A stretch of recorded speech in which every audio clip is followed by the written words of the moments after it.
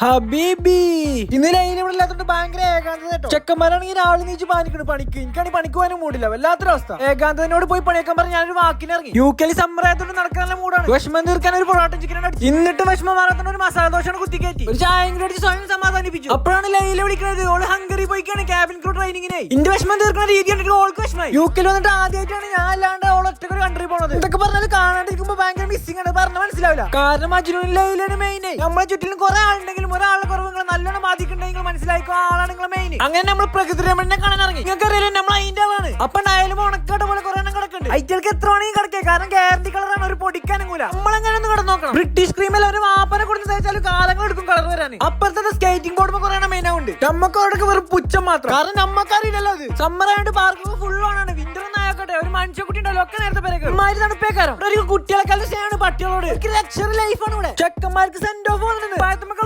Paint അടിക്കാടി പണിയൊന്നും ആലോചിക്കണം. എന്റെ പാന്റ് കണ്ട പൈനോന്ന് വിചാരിക്കണ്ട, അത് കറുപ്പന്മാരുടെ മോഡലാണ്. ഇവിടെ കുടുംബശ്രീ മീറ്റിംഗ് ഇല്ലാത്തോണ്ട് അനവധി നിരവധി മോഡലുകളാണ്. ആരും ആരുടെ കാര്യത്തിൽ ഇടപെടാൻ പോകാത്തോണ്ട് ഇഷ്ടമുള്ളത്. അതുകൊണ്ട് തന്നെ ഏറ്റവും കൂടുതലുള്ളത് പാവപ്പെട്ട വീട്ടിലെ കുട്ടികളാണ്. അവിടെ ഇവിടെ എത്താത്ത ഡ്രസ്സൊക്കെ ഓരിടുക. അത് കാണാൻ വേണ്ടി ആരിപ്പോ ഇവിടെ നിൽക്കേണ്ട. തൽക്കാലം ഇത് കണ്ടോളി. നമ്മളെ ചങ്ങായിമാരെ മോട്ടറാക്കി പിരിയേറ്റുള്ളൂ. ഇവിടെ മക്കള് വാപ്പാനെ പിരിയേറ്റുന്നു. അത് കേട്ട് വാപ്പ ഓൺ ഫയർ. ഈ ചങ്ങായി 2 മണിക്കൂറായി ഇതുമ്പോ തിരിപ്പ് പിടിക്കണം. അവനെ പറ്റുന്നില്ല. എനിക്ക് തന്നെ കണ്ടിട്ട് ഇടങ്ങാറായി. അവസാനം എങ്ങനെ ഊതി പറത്തിയത്. ഇത് കണ്ടിട്ട് തമിഴ്നാടോന്ന് വിചാരിക്കട്ടെ. സൗത്ത് ഇന്ത്യൻ സാധനങ്ങൾക്ക് വാങ്ങിട്ടും കടയാണ് ചില ഏരിയകൾ ഉണ്ടാവും.